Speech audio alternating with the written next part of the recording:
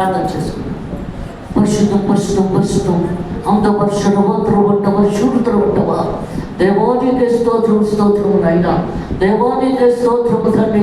పరిశుద్ధాత్మదేవి ఇక్కడే సంతరిస్తున్నాం ప్రభా, ఇక్కడే సంతరిస్తున్నాం తండ్రి. మాట్లాడుచున్నది మీరే కానీ నేను కాదు. నీ రోజు బాజులు ప్రతి ఒక్కరి ధ్యానము నీకు అంగీకారంగా ఉండేలా చేయమని, ప్రతి బిడ్డతో నువ్వే మాట్లాడమని పరలోషము తండ్రి. ఆమేన్. Thank you Jesus. పరిశుద్ధాత్మదేవ నీకే వందనాలు తండ్రి. ఆమేన్. పరిశుద్ధాత్మదేవుడు ఏమని మాట్లాడుచూ ఉన్నాడంటే, దేవాది దేవుడు, సర్వాధికారుడు, సృష్టికర్త, సర్వోన్నత దేవుడు ఆయన. వాక్యమే దేవుడు, దేవుడే వాక్యము. వాక్యము రెండంచులు గల ఖడ్గము, కీడు నుంచి మృగలోంచి మటుకు లభిస్తుంది. అలాంటి వాక్యము మనం ఎంతవరకు చదువుచున్నాము, ఎంతవరకు ఆరాధిస్తున్నాము, ఎంతవరకు దేవుడిని స్తుతిస్తున్నాము, ఎంతవరకు దేవుడితో గడుపుతున్నాము, ఎంతవరకు కన్నీరు కార్చుచున్నాము. అందుకే దేవుడు మాట్లాడుతున్నాడు ఇక్కడ. ఆది యందు వాక్యముండెను, వాక్యము దేవుని యందు ఉండెను, వాక్యము దేవుడే ఉండెను. ఆయన శరీరధారుని మన మధ్యలో ఉండెను. ఇద్దరు ముగ్గురు ఉన్న దగ్గర నేను ఉంటానని సెలవిచ్చిన దేవుడు ఆయన. ఇక్కడ ఏమంటున్నాడు? రక్తవర్ణ వస్త్రములు ధరించి ఏ దేవుడు వచ్చి చెందైతున్నవాడు. ఎందుకంటే 1 దెబ్బలు తిన్నా యేసు ప్రభు. ఎందుకంటే ఆ కరుణ దెబ్బకు కూడా ముఖ్యము తగిలించి జీపు మీద కొడుతుంటే ముక్కలు వచ్చేస్తుంది. ఒళ్ళంతా రక్తమే, ఒళ్ళంతా రక్తమే, ఫోకస్లో భూమి మీద చిందించబడుతుంది. అందుకే దేవుడు మాట్లాడుతున్నాడు ఇక్కడ. ఆ రక్తము చిందించబట్టకే, ఎందుకంటే ప్రపంచం అంతా కూడా మారు మనసు పొంది తన తండ్రికి ఒక రాజ్యముగా చేస్తుంది. అందుకే దేవుడు మాట్లాడుతున్నాడు ఇక్కడ. అదే చెప్తాడు, రక్తవర్ణ వస్త్రములు ధరించి ఏ దేవుడు వచ్చి చెందిన దేవుడు రక్త బట్టలతో వస్తున్నాడు ఇక్కడ. అందుకే దేవుడు వచ్చినాడు ఇక్కడ. ఎందుకంటే ఆదాము అవ్వకు పుట్టిన కయ్యని హేబెలు ఉన్నారు అక్కడ. అప్పటి నుంచే మొదలైపోయింది పాపం అని జరుగుతూ. అందుకే దేవుడు మాట్లాడుతున్నాడు, కయ్యని దేవుల్లో ఉన్నాడు, హేబెలు దేవుల్లో ఉన్నాడు, కయ్యని దేవుల్లో లేడు. అందుకే దేవుడు నామకార్థ క్రైస్తవుడు కయ్యని. ఎందుకంటే హేబెలు మాత్రం దేవుళ్ళని జీవిస్తున్నాడు.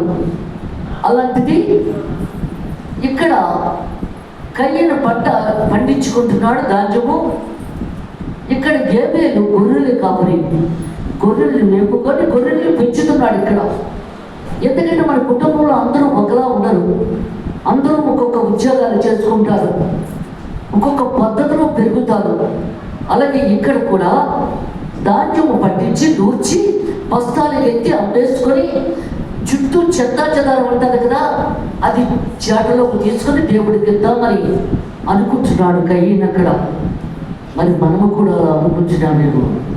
అందుకే దేవుడు మాట్లాడుతున్నాడు ఇక్కడ. సర్వ సృష్టికర్త, సర్వోన్నత దేవుడు అయినా దేవుడు లేనివాడు కాదు. మనం తలవంతులు చేసి ఆయన దరిద్రుడైన దేవుడు ఆయన. మన తలవంతులు చేశాడు ఆయన. అందుకే దేవుడు మాట్లాడుతున్నాడు. అందువల్ల హేబెలు తన మొదటి సంతానంలో గొర్రెను వధించి దేవునికి ఏర్పాటు చేశాడు. దేవుడు సంతోషపడిపోయి తోప నైవేద్యాలని ఆగ్రహిస్తూ దేవుడు సంతోషంగా ఉన్నాడు. కయ్యని తెచ్చిన ఆ ధాన్యాన్ని కాలుతో తన్ని పట్టుకుపోన్నాడు, అది కూడా అమ్మేసుకో. అందుకే దేవుడు మాట్లాడుతున్నాడు ఇక్కడ. దేవుడు గురించి ఎప్పుడు ఆలోచించకూడదు. అందుకే దేవుడు మాట్లాడుతున్నాడు ఇక్కడ. నా తమ్ముడు అర్పణం తీసుకున్నాడు, నా అర్పణం తీసుకోలేదని చెప్పి మీద పడి చంపేస్తాడు. అప్పటి నుంచి మధ్యలు వ్యభిచారం అన్నీ మొదలైపోయాయి. పాపము మొదలైపోయింది. అప్పటి నుంచి ఆదాము వచ్చేసిన పాపము మొదలైపోయింది జనరేషన్. అందుకే దేవుడు మాట్లాడుతున్నాడు ఇక్కడ.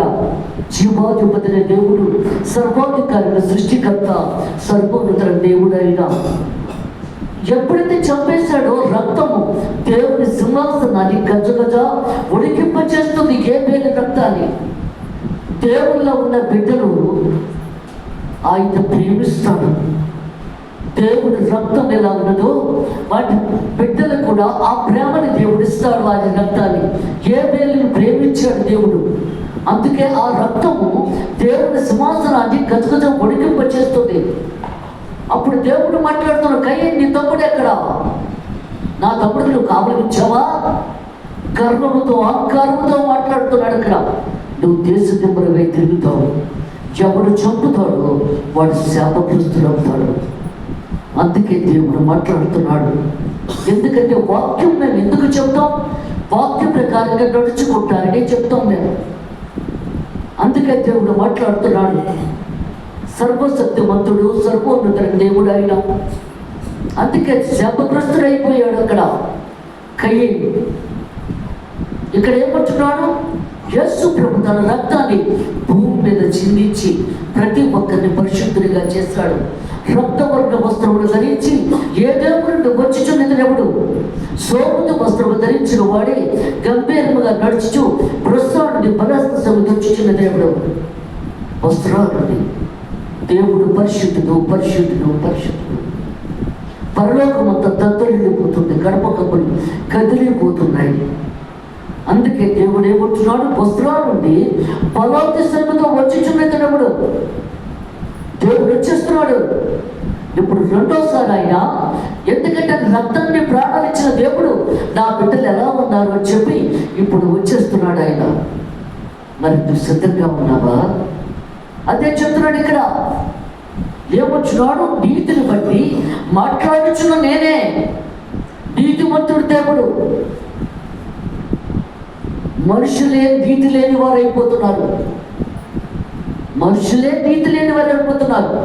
ఆయన నీతిమంతుడైన దేవుడు, ఆయన పరిశుద్ధుడు. నీతిని బట్టి మాట్లాడుచున్నా నేనే. నీతిని బట్టి నేను మాట్లాడుతున్నాను అంటున్నాడు వాక్యం. అదే చెప్తున్నాడు. రక్షించుటకు బలార్జుడైన నేనే, రక్షణ ఇచ్చే దేవుడు నేనే. అందుకే దేవుడు మాట్లాడుతున్నాడు. లూకా సువార్త 9వ అధ్యాయం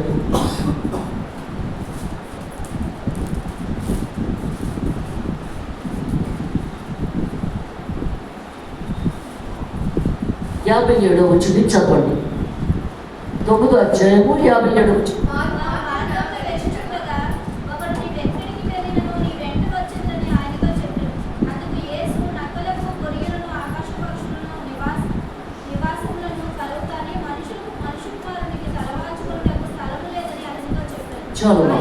చాలు. వారు మార్గమున వెళ్ళుచుండగా ఒకడు నువ్వు ఎక్కడికి వెళ్ళుచున్నావని ఆయన వెంట వచ్చినని ఆయనతో చెప్పాను. ఒక ఆయన యేసు ప్రభు వెనకాతలు వచ్చేస్తున్నాడు. నువ్వెక్కడికి వెళ్తున్నావయ్యా అని అడిగాడు యేసు ప్రభు. అప్పుడు ఆయన ఏమంటున్నాడు అక్కడ? నీ వెంట వచ్చినని ఆయనతో చెప్పాను, నీతోటే వచ్చేసి నీతోటే ఉంటాను అన్నాడు ఆయన. అప్పుడు ఆయన ఏమంటున్నాడు? అందుకు యేసు, నక్కలకు బొరియలను ఆకాశ పక్షులకు నివాసములు కలవగాని మనుష్య కుమారుడు తలవాల్చుకుంటూ స్థలం లేదని అతనితో చెప్పాను. ఎందుకంటే దేవుడికి స్థలం లేదు. మనం బంగ్లాలో ఉంటున్నాం, బిల్డింగ్లో ఉంటాం, సదుపాయంగా ఉంటున్నాం, కానీ ఆయనకి ఆ సదుపాయమే లేదు అక్కడ. అందుకే చెప్తున్నాడు, నక్కలిక బొరియలను అతనితో ఆ యవనస్తుతో అంటున్నాడు, నక్కలిక బొరియలను ఆకాశ పక్షుల గుండె ఉన్నవి కానీ మనుష్య కుమారుడు తలవాల్చుకైనా స్థలం లేదని సర్వించిన దేవుడు అయినా. ఎంతవరకు దేవుడితో కలిసి జీవిస్తున్నాడు. ఆయన బోట్లో వెళ్తున్నాడు. బోట్లో సముద్రం మీద వెళ్తున్నప్పుడు శిష్యులతో తుఫాను ప్రారంభమైంది. తుఫాను ప్రారంభమైనప్పుడు శిష్యులు భయపడిపోతున్నారు. ఎందుకంటే బోట్ తిరగబడిపోయేలా ఉంది అక్కడ. అందుకు ప్రభా ప్రభా ప్రభా అని లేపేస్తున్నారు ఆయన. ఎందుకంటే ఆ బోట్లో ఆయన ఎందుకంటే కళ్ళు మూసుకునే ఉన్నాడు, కానీ ఆయన కళ్ళు తెరవకపోతే సృష్టి ఆగిపోతుంది. అందుకు కళ్ళు మూసుకొని ఆలోచిస్తుండగా, ఎందుకంటే శిష్యులు ఏం చేస్తారు? నాతోటే ఉన్నాడు, ప్రార్థనలో ఉన్నారు, అన్నీ చేస్తున్నారు. ఇప్పుడు ఏం చేస్తారని దేవుడు పరీక్షిస్తున్నాడు. దేవుడు అక్కడ మనల్ని కూడా పరీక్షిస్తుంటాడు. ప్రభా ప్రభా తుఫాను చేసిన మునిగిపోతున్నాం.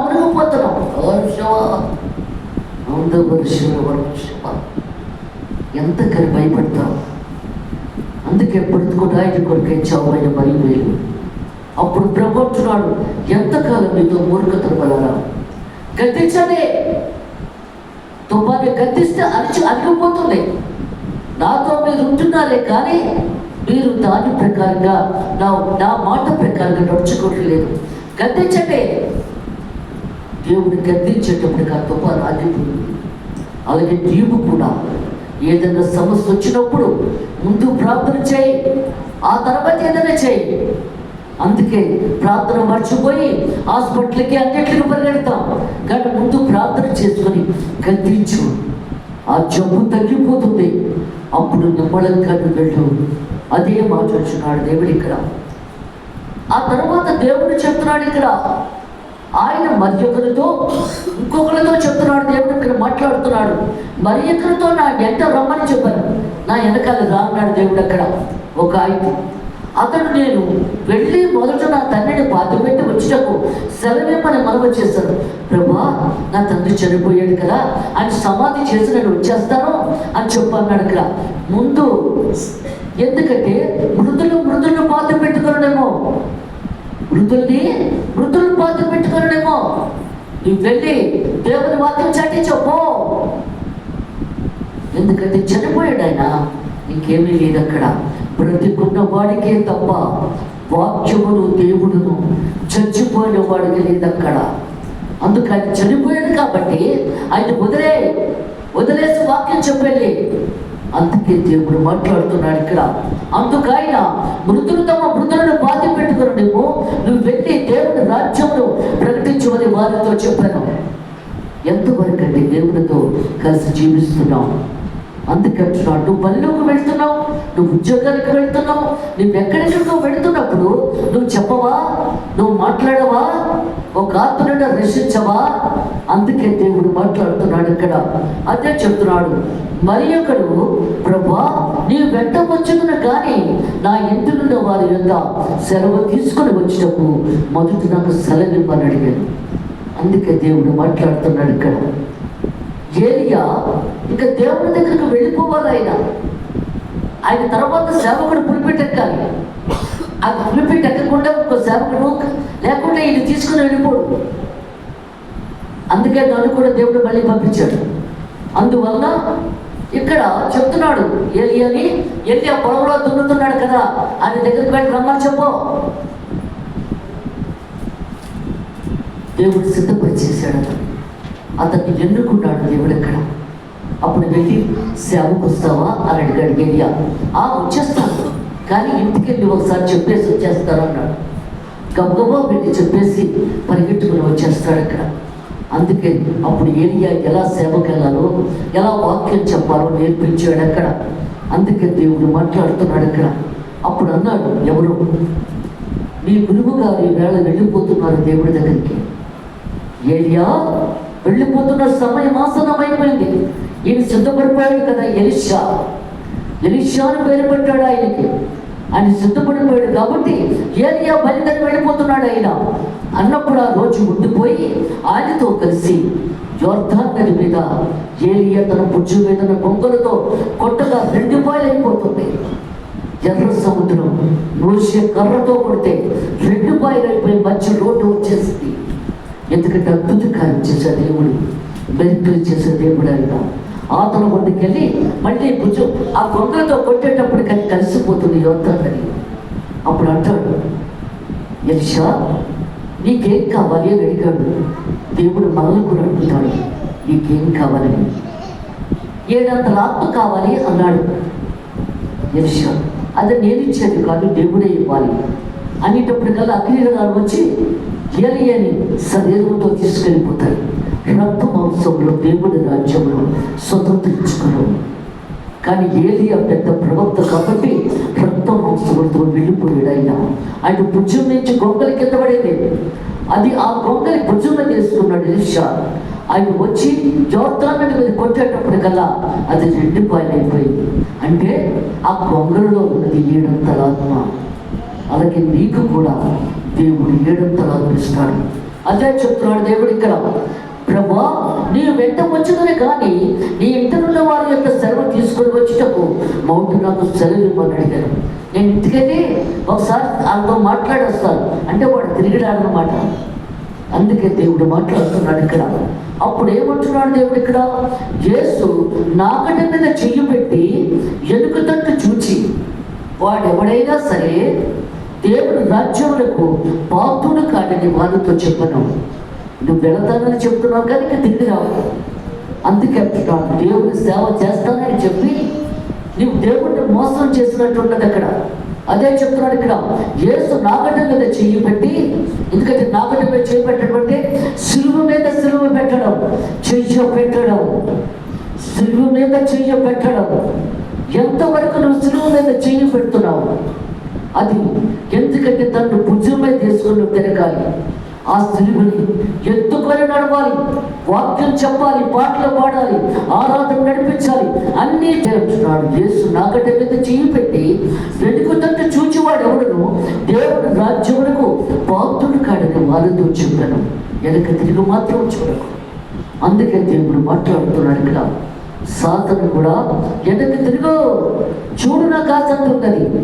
అందుకే దేవుడు మాట్లాడుతున్నాడు ఇక్కడ. ఏమని చెప్తున్నాడు ఇక్కడ?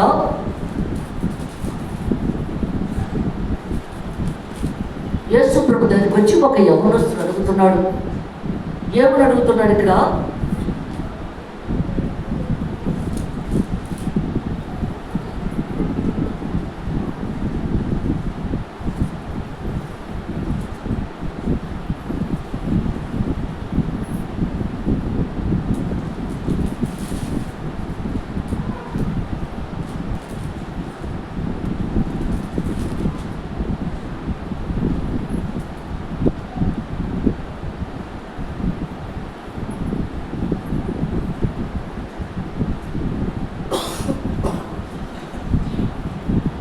పదో అధ్యాయము 27వ వచనం.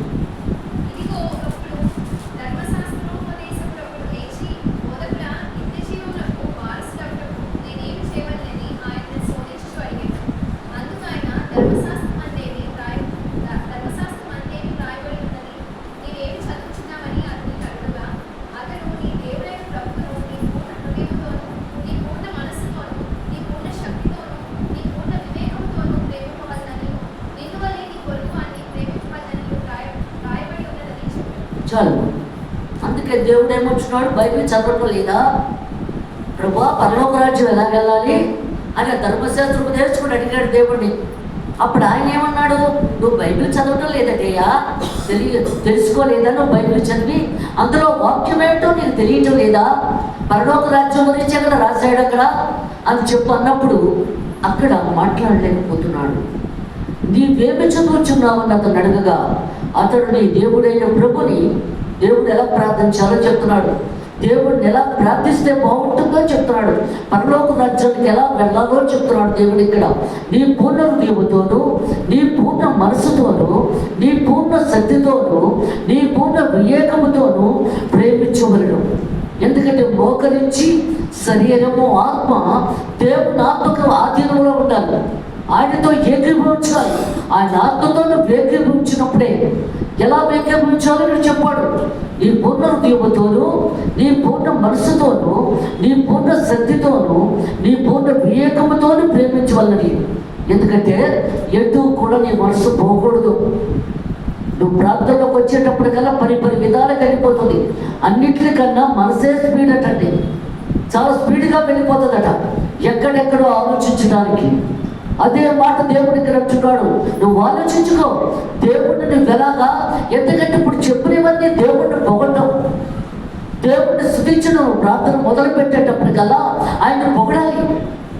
అందుకే దేవుడు చెప్తున్నాడు ఇక్కడ, ఆయన పొగిడిన తర్వాత ఇక్కడ దేవుడు చెప్తున్నాడు, నీ పూర్ణ శక్తితోను, నీ పూర్ణ వివేకముతోను ప్రేమించవలన దేవుడిని మనసు పూర్తిగా ధ్యానించాలి. మనసులోకి ఏదైనా చెడ్డ ఆలోచన వచ్చినప్పుడు సాధారణం పంచుకోవు. నా దేవుడితో నేను మాట్లాడుతున్నాను, నా దేవుడితో నేను మాట్లాడుకుంటున్నాను, పో ఇక్కడి నుంచే గద్దించు. అదే యేసు ప్రభు చెప్తున్నాడు తన శిష్యులకి, గద్దించలేవా అని అడుగుతున్నాడు దేవుడు ఇక్కడ. నువ్వు ఎంతవరకు గద్దిస్తున్నావు నువ్వు ఇక్కడ? అదే చెప్తున్నాడు దేవుడు ఇక్కడ. ఏమంటున్నాడు, అందుకైనా నువ్వు సరిగ్గా ఉత్తరం ఇచ్చినవి అలాగనే చేయము, అప్పుడు జీవించదేమని అతనితో చెప్పాను. నేను చెప్పినట్లు నువ్వు చెయ్యి, అప్పుడు నువ్వు బాగుంటావు అని చెప్పాడు అక్కడ. అతనితో చెప్పాను. అయితే తాను నీతిమంతుడు అయినట్టు కనపరుచుకుని కోరి, ఎందుకంటే దేవుడి దగ్గర నేను మంచోడిని అనిపించుకుందామని అనుకున్నాడు ఈ యవనస్తుడు. ఈ ధర్మశాస్త్ర ఉపదేశకుడు దేవుడి దగ్గర నేను చాలా మంచోడిని అని అనిపించుకుందామని ఎవరైనా నా పొరుగువాడు అని అడిగాడు. అలాగే మన పొరుగువాడే. అందుకని దేవుడు మాట్లాడుతున్నాడు, నీ పొరుగువాడ కష్టంలో ఉన్నా, బాధల్లో ఉన్నా, ఏడుస్తున్నా నన్ను పట్టించుకోవా? దేవుని వాక్యం చదువుతున్నావు కదా, ప్రార్థన చేస్తున్నావు కదా, నన్ను పట్టించుకోవా? బైబిల్ అంతా కూడా నీ పొరుగు వాడిని ప్రేమించు, నీ పొరుగు వాడిని ప్రేమించు, నీ పక్క వాడిని ప్రేమించు, నీ ఇంటి పక్కన వాడిని ప్రేమించు అని దేవుడు అరుస్తున్నాడు కదా. మరి నువ్వు ఎంతవరకు చేస్తున్నావు అక్కడ? దేవుడు అడుగుతాడు, ఏమా ఎవరిని ప్రేమించలేదా నువ్వు భూలోకంలోని అని అడుగుతాడు దేవుడు. ఇక్కడ లేదు ప్రభా, ప్రేమిద్దామని అనుకున్నాను కానీ ప్రేమించలేకపోయాను ప్రభా అని అన్నావనుకో. అప్పుడు దేవుడు మాట్లాడతాడు, ఇక్కడ నేను కూడా నిన్ను ప్రేమించలేకపోతున్నానమ్మా అంటాడు. అందుకే దేవుడు మాట్లాడుతున్నాడు. ఎందుకంటే ఇతరులు మనం ప్రేమించినప్పుడే దేవుడు మనల్ని ప్రేమిస్తాడు. అందుకే దేవుడు చెప్తున్నాడు ఇక్కడ. అప్పుడు దేవుడు మాట్లాడుతున్నాడు ఇక్కడ, అందుకని నువ్వు సరిగ్గా ఉత్తరం ఇచ్చినవి ఆలోపు చేయము, అప్పుడు జీవించు అని అతనితో చెప్పాను. అయితే తాను నీతిమంతుడు అయినట్టు కనపరుచుకునే పోయి అతడు అవును కానీ నా పొరుగువాడేమని యేసుని అడిగాను. అందుకు యేసు ఇట్లాడు, ఒక మనుషుడు యెరూషలేము నుండి యెరికో పట్టణముకు దిగి వెళ్ళొచ్చు దొంగల చేతిలో, ఎందుకంటే దోచుకోబడ్డాడు. బట్టలన్నీ కూడా పట్టుకొని వెళ్ళిపోయాడు, డబ్బు పట్టుకొని వెళ్ళిపోయి కొట్టి కొనగూపుడుతో వదిలేశాడు. అందుకే దేవుడు అంటున్నాడు ఇక్కడ, యెరూషలేము నుండి యెరికో పట్టణానికి వెళుతున్న తోవలో దేవుడు ఎంతకథ అడిగాడు కదా, నా పొరుగువాడు ఎవడని అడిగాడు కదా అక్కడ. అందు గురించి అతను వెళ్ళిపోతున్నప్పుడు దొంగలు అటకాయించి కొట్టి కొనగూపుడుతో వదిలేశారు అక్కడ. అందుకే దేవుడు మాట్లాడుతున్నాడు, జీవాధిపతి దేవుడు, సర్వాధికారుడు, సృష్టికర్త, సర్వోన్నత దేవుడు అయినా. అప్పుడు దేవుడు మాట్లాడుతున్నాడు ఇక్కడ, ఏమంటున్నాడు? అప్పుడు ఒక యాజకుడు ఆ త్రోవను వెళ్ళిట తటస్థించాడు. ఎందుకంటే పాపం రక్తం మడుగులో ఉన్నాడు. ఆ పక్క నుంచి యాజకుడు కూడా వెళ్ళాడు. అది చూశాడు, అతన్ని చూసి పక్క నుంచి తప్పుకొని పోయాడు, నాకెందుకులే అని చెప్పి. ఆ తర్వాత లేవుడు కూడా ఆ పక్క నుంచే వెళ్ళిపోయాడు, నాకెందుకులే అని చెప్పి. ఆ రక్తం మడుగులో ఉన్న మనిషిని చూసుకొని వెళ్ళిపోయాడు. మూడో వాడు యాజకుడు వస్తున్నాడు ఇక్కడ, సమరయుడు గాడిద మీద వస్తున్నాడు. వస్తూ చూసి అతనికి జాలి వేసింది అతని మీద. మనకి కూడా జాలి కలగాలి. జాలి కలిగినప్పుడే దేవుడు ప్రేమిస్తాడు. అందుకే దేవుడు మాట్లాడుతున్నాడు ఇక్కడ, సర్వసత్యవంతుడు, సర్వోన్నతుడు దేవుడు అయినా ఎంతమంది ఆయనతో మనం జీవిస్తున్నాం, ఎంతమందికో. ఎందుకంటే అప్పుడు జబ్బులతో ఉన్నప్పుడు సువాసన గారు వాళ్ళందరూ కూడా లేని వాళ్ళకి ఎంతమందికో ఇచ్చారు, ఇప్పటికే ఇస్తూనే ఉంటారు. ఎందుకంటే జాలి పడాలి, ప్రతి ఒక్కరి మీద జాలి పడినప్పుడే ఏదో మనం ఇవ్వాలి. వాళ్ళకి లేని వాళ్ళకి ఇచ్చినప్పుడే అంతా మంచిగా దేవుడు చూస్తాడు అక్కడ. అప్పుడు అతను గబగబా నూరి, అందుకే ద్రాక్షారసం పట్టించాడు. ద్రాక్షారసం పట్టిస్తే మత్తు కలుగుతుంది, బాధ కలగకుండా ఉంటుంది. అందుకే ద్రాక్షారసం చిన్నపిల్లలకి నిద్రపోలేనప్పుడు, ఏడ్చినప్పుడు చిన్నది ద్రాక్షారసం నాలుగు బాగితే నిద్రపోతారు. అలాగే అతను మత్తు కలగడం, నిద్ర నొప్పు లేకుండా ఉండడం ద్రాక్షారసం ఇచ్చి నూనె రాసి గాడి మీద ఎక్కించుకొని పూటకోళ్ళ మట్టుకు తీసుకొని వెళ్ళి అక్కడికి అతనికి డబ్బులు ఇచ్చి 2 వరహాలు ఇచ్చి, నేను మరలా ఎక్కడికో వెళుతున్నాను, అప్పుడు అట్నుంచి వచ్చే నేను డబ్బులు ఇస్తాను, అతనికి ఇంకా ఏదైనా కావాలనుకుంటే చెయ్యి, ఆయన మంచిగా చేసి పంపించు అని చెప్పి ఆ పూటకోళ్ళ ఆమెకు చెప్పాడు అక్కడ. ఎందుకు అలా చేశాడు? అతను కూడా వెళ్ళిపోవచ్చు కదా, ఆ ఇద్దరిలాగే వెళ్ళిపోవచ్చు కదా. అప్పుడు దేవుడు అడుగుతున్నాడు, ఈ ముగ్గురిలో ఎవరు అతనికి మంచి చేశారు, పొరుగువాడయ్యాడు ఎవరు అని ఆ యవనస్తుడితో ధర్మశాస్త్రం నేర్చుకుని చెప్తున్నాడు దేవుడు. ఈ ముగ్గురులో ఎవరయ్యారు? అలాగే దేవుడు కూడా మనల్ని పరీక్షిస్తుంటాడు, చూస్తుంటాడు. మనం ఎలా జీవిస్తున్నామో, ఈ లోకంలో ఎలా బ్రతుకుతున్నామో, ఎలా జీవిస్తున్నామో చూస్తున్నాడు. ఎందుకంటే మనం ఒకరికి ఉపకారం చేయాలి. అందుకే దేవుడు అంటున్నాడు, లేని వాడికి చూడాలి అక్కడ. అందుకే దేవుడు మాట్లాడుతున్నాడు అక్కడ, సర్వసత్యవంతుడు, సర్వోన్నతుడు దేవుడు ఆయన. ఎందుకంటే ఇక్కడ ఏ చిన్నపిల్లలకి ఇక్కడ ఉంటారు కదా అనాథాశ్రమంలో, అలాగే వృద్ధాపులో ఉన్న వారి దగ్గరికి ఇప్పుడు నేను వెళ్ళలేకపోయాను. అప్పుడు ఆ మధ్యని నేను వెళ్ళేదాన్ని, చాలా సంవత్సరాలు వెళ్ళాను. అక్కడికి వెళ్ళినప్పుడు ఉంటే చెప్పేదాన్ని, 6 వేలు ఇచ్చి మాంసంతో పెట్టండి భోజనం ఈరోజు అక్కడ కూడా వెళ్ళి అదే చెప్పేదాన్ని. నేను వచ్చేటప్పటికల్లా వాళ్ళు చాలా ఆనందపడిపోయి వారి అమ్మగారు వచ్చారని చెప్పి. ఎందుకంటే ఒకరికి మంచి చేసినప్పుడు వాళ్ళు చాలా సంతోషపడినప్పుడు మన కుటుంబాన్ని దేవుడు దీవిస్తాడు అక్కడ. అందుకే దేవుడు మాట్లాడుతున్నాడు ఇక్కడ ఏమని చెప్తున్నాడు? ఇక్కడ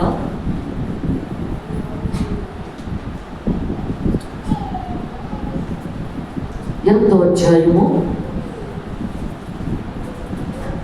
40వ వచనం చదవండి.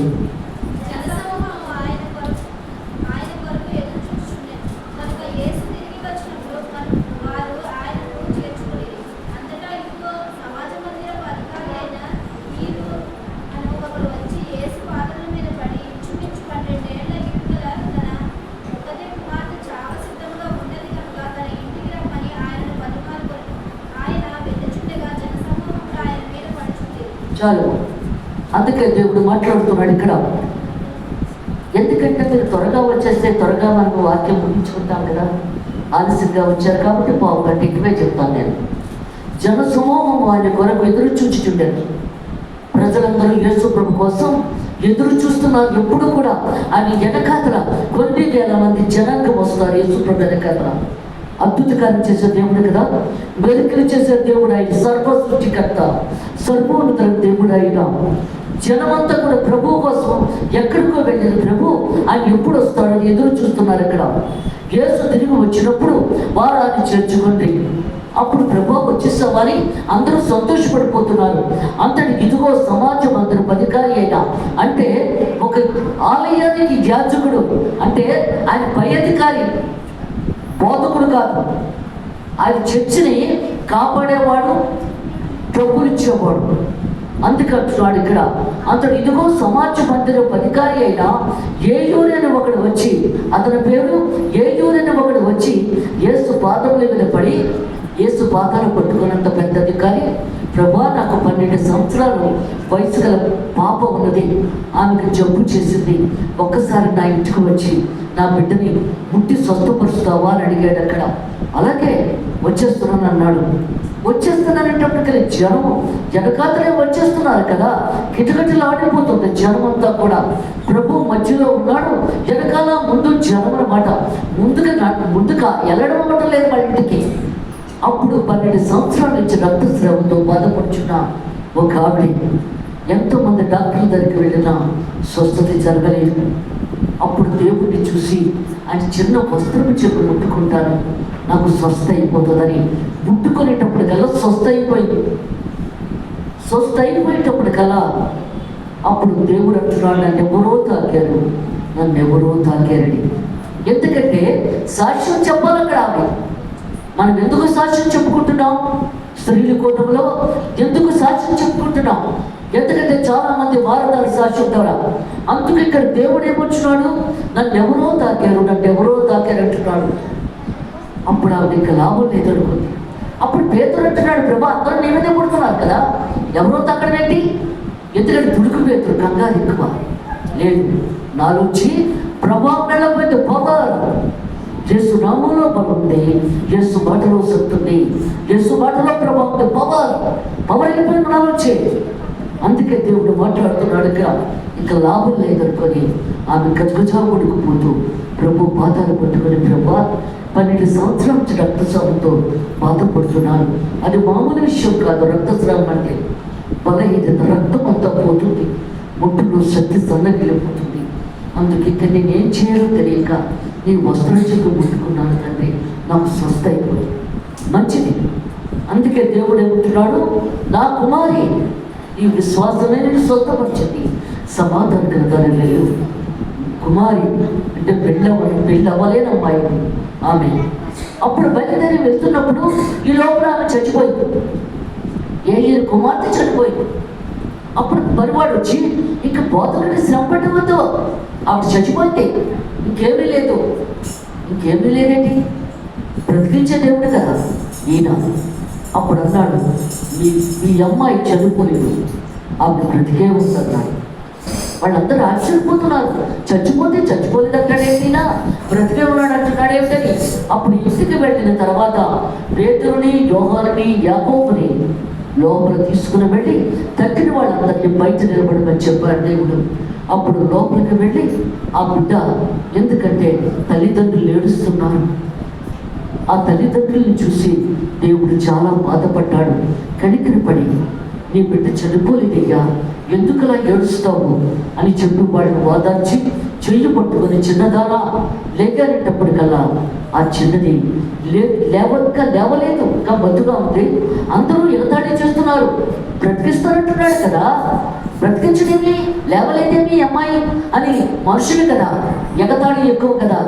అప్పుడు ఆమెను చెయ్యి పట్టుకొని లేగమ్మా అనేటప్పటికల్లా లేచి కూర్చొని, భోజనం పెట్టండి, ఈమెకి భోజనం పెట్టండి అన్నాడు దేవుడు అక్కడ. ఎందుకంటే దేవాది దేవుడు సర్వశక్తిమంతుడు. విశ్వాసముతో ఏదైనా సరే నమ్మకంతో ప్రార్థన చేసిన రోజున ఏదైనా జరగబోతుంది. అందుకంటున్నాడు నమ్మకం వచ్చు. అదే దేవుడు చెప్తున్నాడు ఇక్కడ. ఏమని చెప్తున్నాడు ఇక్కడ? ఒక పాస్టర్ గారు, మా చెల్లి గారు పాస్టర్ గారు, అప్పుడు నేను చర్చి పెట్టలేదు, అప్పటికే దేవుడు నాకు స్వస్థవరం ఇచ్చాడు. మా పాస్టమ్మ గారు 2 గంటలు పోయాక ప్రార్థన చెయ్యాలి, అలాగే నేను చేస్తానని చెప్పి ప్రార్థన చేస్తున్నప్పుడు కొత్త కిట్టీలు ఇచ్చిస్తున్నారు. పాస్టమ్మ గారికి అన్నాడు దేవుడు ఇక్కడ, నువ్వు వెళ్ళి చెప్పు అన్నాడు. అప్పటికే నేను సేవకి వెళ్ళాడు, వాళ్ళకి కూడా చెప్పేశారు. పాస్టమ్మ గారికి దేవుడు కొత్త కిట్టీలు ఇచ్చేశాడు. ఎందుకంటే ఇచ్చేసినట్టే మనం భావించి మనం చెప్పేయాలి, ఆతలోకి అయిపోయింది, స్వస్థ అయిపోయిందని చెప్పేయాలి అక్కడ. అప్పుడు మా చెల్లి దగ్గరికి బయలుదేరుతున్నాను, వెళ్ళలేదా ఇంకా నువ్వు అన్నాడు దేవుడు ఇక్కడ. వెళ్తున్నాను ప్రభు అని చెప్పి మా చెల్లికి ఫోన్ చేసి, ఈ రోజు నేను వస్తున్నాను, మీ పాస్టమ్ గారి దగ్గరికి తీసుకువెళ్ళు అన్నప్పుడు, అలాగే రాక చెప్పానని. అప్పుడు బయలుదేరుతుంటే దేవుడు అన్నాడు ఇక్కడ, నేను చెప్పేసినంత మాత్రంలో, ఎందుకంటే పరిశుద్ధాత్మ దేవుడు చెప్పాడు, మరి దేవుడు యేసు ప్రభు చెప్పాలి కదా వాక్యం ద్వారా. 1 కొరింథీయులకు రాసిన పత్రిక 2వ అధ్యాయము 10వ వచనం చదవండి.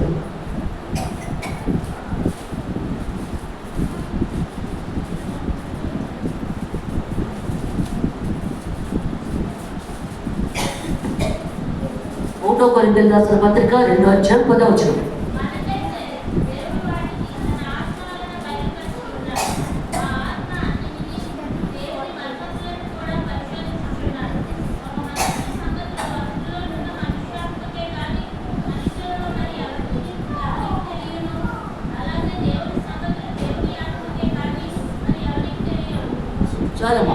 చాలా అందుకే దేవుడు ఏమొచ్చున్నాడు ఇక్కడ, మనకైతే దేవుడు వాటిని తన ఆత్మ వలన బయలుపరుచున్నాడు. దేవుడు బయలుపరిచాడు ఆత్మ వల్ల, ఆత్మ ద్వారా బయలుపరుస్తాడు, పరిశుద్ధాత్మ ద్వారా. అందుకంటున్నాడు ఆత్మ అన్నిటినీ దేవుని మర్మములు కూడా పరిశోధించుచున్నాడు. ప్రతి మర్మము దేవుడు బయలుపరుస్తాడు. అమ్మ మంచిలు ఇవ్వండి, ఒక మనుషులలో అందుకంటున్నాడు మనుషుని సంగతులు, ఒక మనిషిని సంగతులు అతనిలో ఉన్న మనిషాత్మకే కానీ మనుషులను మరి ఎవరికి తెలియను. ఎందుకంటే ఇప్పుడు నేను ఒక ఇంటికి వెళ్ళాను ప్రార్థన చేయడానికి. వెళ్ళినప్పుడు ఆవిడ అనుకుంటుంది, ఏంటి పాస్టర్ గారు నేను రమ్మలేదు కదా, ఆవిడేంటి ఎలా వచ్చేసింది అని మొహం అదుగులో పెట్టుకుంది. అప్పుడు నేను అనుకున్నాను, ఈవిడి ముఖ కవళకలను బట్టి తెలిసిపోతుంది, ఇదేంటి నేను రావడం ఇష్టం లేదేమో ఈవిడికి అని చెప్పి అనుకున్నాను. ఇంకో ఇంటికి వెళ్ళాను. ఆవిడ ఎంతో సంతోషంగా, 2 పాస్టమ్ గారు చాలా రోజులైందండి మీరు వచ్చి అని చేటంతా మొహం చేసుకొని పిలిచేటప్పటికల్లా, ఈ బిడ్డకి నేను రావడం ఇష్టమైంది అనమాట. మొక్క కవళికలు బట్టి తెలిసిపోతుంది ఆతల మనిషి ఎలా ఉన్నారో. అందుకే దేవుడు ఇక్కడ ఏమంటున్నాడు, ఇక్కడ ఏమని చెప్తున్నాడు, ఒక మనిషిని సంగతులు అతనిలో ఉన్న మనిషి ఆత్మకే కానీ మనుషులను మరి ఎవరికి తెలియను. అలాగే దేవుని సంగతులు దేవుని ఆత్మకే కానీ మరి ఎవరికి తెలియవు. నాలో పరిశుద్ధాత్మ ఉన్నాడు, యేసు ప్రభు వాక్యం ద్వారా మాట్లాడుతున్నాడు. అప్పుడు దేవుడు చెప్తున్నట్టు అన్నమాట, ఇక్కడ పరిశుద్ధాత్మ నాలో ఉన్నది కాబట్టి ఇక్కడ దేవుడు మాట్లాడుతున్నాడు. దేవుడు ఏమన్నాడు, నా వాక్యము నా మాట చదివి చూసుకొని నువ్వు వెళ్ళు అన్నాడు అక్కడ. ఎందుకంటే పరిశుద్ధాత్మ దేవుడు చెప్పిన మాటని ఇక్కడ మనం ఆలకిస్తున్నాం. 2 సరిగ్గా అయిపోయి, పరిశుద్ధాత్మ యేసు ప్రభు చెప్పిన మాట సరిగ్గా టాలీ అయిపోయింది. అక్కడికి వెళ్ళన్నాడు దేవుడు అక్కడ. అప్పుడు అక్కడికి వెళ్ళేటప్పటికి వాళ్ళు పాస్టమ్ గారు కూడా, ఎందుకంటే కొన్ని చర్చిల్లో ఏంటంటే 2-3 పాస్టమ్లు ఉంటారు. అప్పుడు ఆ పాస్టమ్ గారు కూడా వచ్చారు. అప్పుడు మా చెల్లి టీ పెట్టింది. ఈ లోపు నేను వాక్యం చదువుతున్నాను. ఈ వాక్యమే ప్రభా ఎంత బాగా మాట్లాడుతున్నావు అని చెప్పి చదువుతుండగా పాస్టర్ గారు వచ్చారు. అక్క, ఆవిడ అన్నారు, అక్క మీకు స్వస్థత వరం ఇచ్చేసాడు కదా దేవుడు అన్నారు. అవునమ్మా అని చెప్పన్నాను. అందుకే మీ పాస్టర్ గారి దగ్గరికి వస్తున్నాను నేను అని చెప్పన్నాను. అప్పుడు అక్కడ బయలుదేరి వెళ్ళేటప్పటికి ఆవిడ మొక్కలకి నీళ్లు పోస్తున్నారు పాస్టర్ గారు. అప్పుడు అమ్మ నీకోసమే వచ్చాను నేను, దేవుడు మీకు స్వస్థత ఇచ్చి కొత్త కిడ్నీలు ఇస్తున్నా అంటే చాలామంది చెప్పారండి అని. ఇలాగే చాలామంది చెప్పారండి అని. పోయిందట, ఇంకేమీ లేదు ఇక్కడ. ఎందుకంటే విశ్వాసంతో అందుకోవాలి. మనము ఏదైనా చెప్పినప్పుడు విశ్వాసంతో అందుకోవాలి. అలా కాదమ్మా, లేదండి చాలామంది చెప్పారు అనేటప్పటికల్లా నేను వచ్చేసాను. అదేటమ్మా మీ పాస్టర్ గారు విశ్వాసంతో అందుకోలేకపోయారంటే, పోలే అక్క నువ్వు చెప్పావు, ఆవిడ మరి ఇలాగా అందుకోలేకపోయింది అని చెప్పి అప్పుడు ఇంటికి వెళ్ళిన తర్వాత కూడా కొంతసేపు బాధపడ్డాను. ఎందుకు దేవుడు స్వస్థిస్తే ఆ కిడ్నీలు అందుకోలేకపోయింది ఏంటి? ఎందుకంటే 2 కిడ్నీలు అంటే చచ్చిపోవడమే తప్ప అంతకన్నా ఏమీ లేదు. అక్కడ దేవుడు కొత్త కిడ్నీలు ఇస్తారన్నప్పుడు అందుకోలేకపోయింది ఏంటి బిడ్డ? మాస్టర్ గారు భార్య అయ్యుండి కూడా ఎందుకు అందుకోలేకపోయింది అని చెప్పి అనుకున్నాను నేను అక్కడ. అప్పుడు వదిలేశాను, ఇంకా ప్రార్థన చేయలేదు. అప్పుడు 10 రోజులు అయిపోయిన తర్వాత ఒక పాస్టర్ గారు వచ్చారు. ఇలాగ జరిగిందని అంటే, లేదమ్మా నేను తప్పలేదు, నువ్వు ప్రార్థన చేసి వెళ్ళి చెప్పావు, ఆవిడ అందుకోలేకపోయింది, నువ్వు బాధపడకు అని. ఆయన వెళ్ళిపోయాక నేను పిల్లలు భోజనం చేస్తున్నాము, స్కూల్ నుంచి రాగానే దేవుడు అంటున్నాడు త్వరగా భోజనం చేయి, ప్రార్థన చెయ్యాలన్నాడు దేవుడు దగ్గర. అలాగే ప్రభు అని చెప్పి పిల్లలు పడుకోమని చెప్పి ముందు రూమ్లోకి వెళ్ళి ఈవేళ అందరి గురించి ప్రార్థన చేసేస్తాను, 2 గంటల నుంచి మొదలెట్టాను కదా అని చెప్పి ఇద్దరు గురించి ప్రార్థన చేసేటప్పుడు కదా దేవుడు అంటున్నాడు పాస్టర్ గారి గురించి ప్రార్థన చేయమని అడిగాడు. ఎందుకంటే పాస్టర్ గారు నాకు కావాలి, ఆవిడ బ్రతికితేనే కదా ఆయన సేవ చేయగలడు, అందువల్ల ఆవిడ గురించి ప్రార్థన చెయ్యన్నాడు. విశ్వాసంతో అందుకోలేకపోతున్నారు కదా ప్రభా, విశ్వాసంతో అందుకుంటేనే కదా ఎలాంటి కార్యమన జరుగుతుంది. పిల్లలు అటు ఇటు తిరగండమ్మా, కూర్చోండి. అందుకే దేవుడు మాట్లాడుతున్నాడు ఇక్కడ, సర్వ సృష్టికర్త సర్వోన్నతుడ దేవుడు ఆయన. అలాగే నేను చెప్పి అప్పుడు ప్రార్థన చేస్తాను ప్రభా, ఎందుకంటే నా సంఘం గురించి ఏడుస్తూ ప్రార్థన చేస్తాను, నా బిడ్డల గురించి కుటుంబం గురించి ప్రార్థన చేయగలను, కానీ మరి అందరి గురించి చేయాలంటే కొంచెం కష్టమే. కానీ దేవుడి కన్నీరు కలిచేలా చేశాడు, హృదయం బద్దలైపోయేటట్లుగా ప్రార్థన చేయించాడు దేవుడు అక్కడ ఆ బిడ్డ గురించి. అప్పుడు ప్రార్థన చేసిన తర్వాత 2 గంటలకు చేస్తే 5 గంటలకి నువ్వు లేచి వెళ్ళి ఆవిడతో మాట్లాడరా అన్నాడు దేవుడు అక్కడ. అయ్యో ప్రభా, రోజు నేను వెళితే కనీసం కూర్చోమని కూడా అనలేదు, నా మాట పెట్టారా ఆవిడంటే, నేను సిద్ధపరుస్తున్నాను కదా హృదయాన్ని, నేను దేవుడు దూతగా వచ్చానని చెప్పు, వెళ్ళు అన్నాడు దేవుడు అక్కడ. అలాగే ప్రభా అని చెప్పి అప్పుడు మా చెల్లి దగ్గరికి వెళ్ళాను. ఒకసారి చూశాను కదా, రావాలి మాస్టర్ గారి కంటే మరి సాధారణ వెళ్ళలేదు కదా, ఈ రోజు రానక్క రేపు వస్తాను నమ్మో, ఈ రోజు ఏమైనా జరగకపోతే నాకు బాధ, వద్దులే నేను వెళ్తానని చెప్పి ఆటో ఎక్కి ప్రభా తీసుకొని వెళ్ళి వాళ్ళ ఇంటికి అన్నాను. అప్పుడు ఆ ఇంటి దగ్గరికి వెళ్ళేటప్పుడు కదా ఆటో ఆగిపోయింది. అప్పుడు ఎదుర్కొంటేనే ఆవిడ సిద్ధపరిచాడు కదా, వచ్చేస్తుంది ఆవిడ. నేను గుమ్మం దగ్గరికి వెళ్ళేటప్పటికే రండి మాస్టర్ గారు రండి అని చెప్పి అప్పుడు లోపల తీసుకొని వెళ్ళి అమ్మ కాఫీ పెట్టు అంది వాళ్ళ అమ్మగారిని.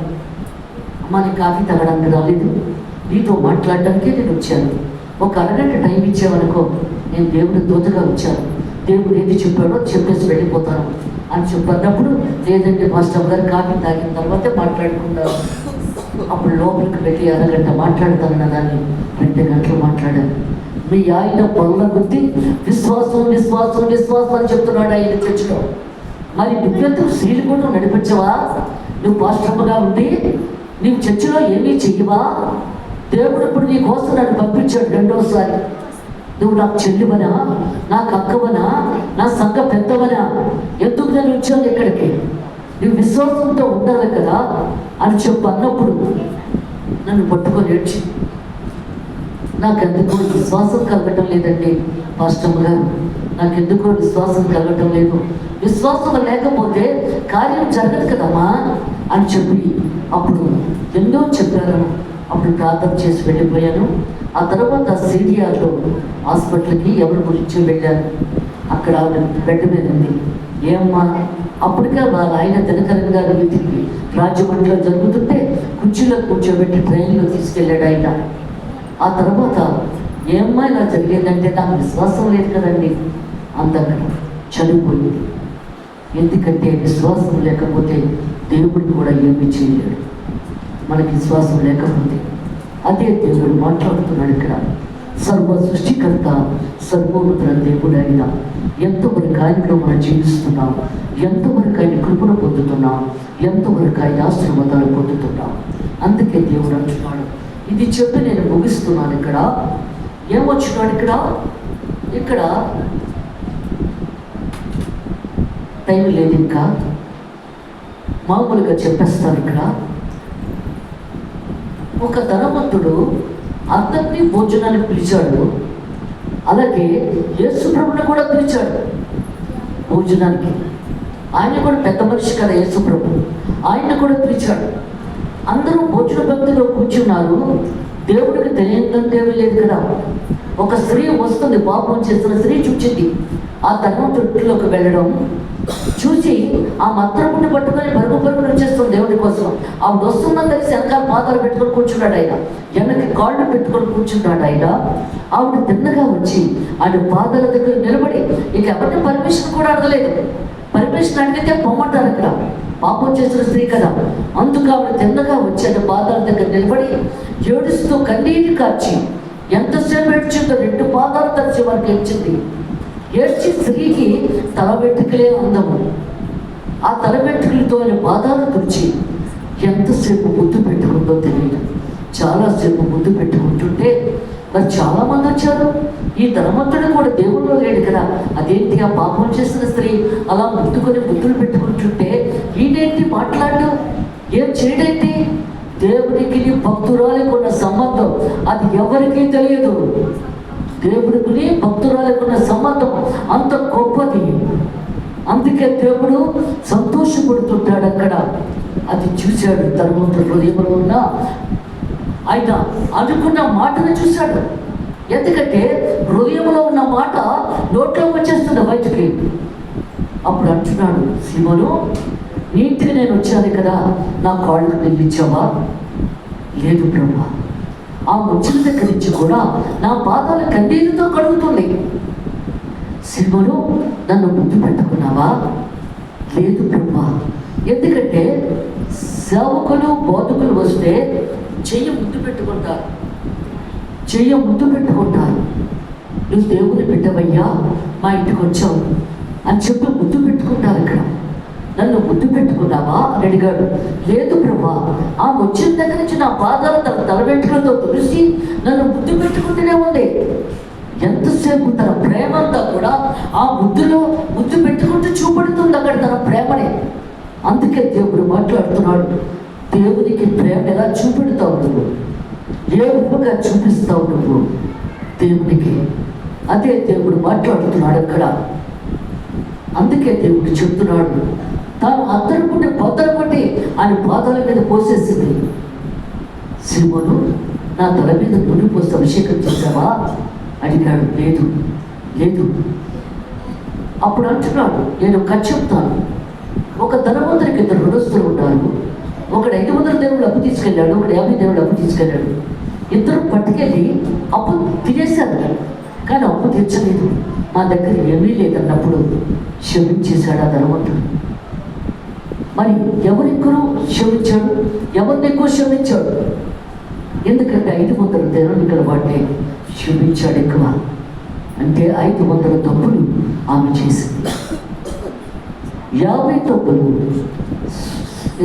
ఈ ధనవంతుడు చేశాడు. అందుకే అంటున్నాడు, ఆమె అన్ని తప్పులు చేసి 500 తప్పులు చేసినా క్షమించేశాను. ఎందుకంటే ఆమె ప్రేమను చూసి క్షమించేశాను నేను. నువ్వు నాకు ఏమీ చేయలేదు, పూజలునే పెట్టావు, కానీ నీ ప్రేమను నాకు చూపించలేదు. అందుకు ఆమె, అమ్మా నీవు నన్ను ఎంతో ప్రేమించావు, అందుకే నువ్వు వెళ్ళు అన్నాడు దేవుడు అక్కడ. ప్రేమతో చెప్తున్నాడు దేవుడు ఇక్కడ. మరి మన ప్రేమను బట్టే దేవుడు జవాబిస్తాడు. ఎంతవరకు నువ్వు ప్రేమిస్తున్నావు, ఎంతవరకు దేవుడిని స్తుతిస్తున్నావు, ఎంతవరకు దేవుడిని ఆరాధిస్తున్నావు, దేవుని ఎంతో ఎక్కువ ఆడుతున్నాం. దేవుని పరిశుద్ధ వాక్యం ఇచ్చుకాక.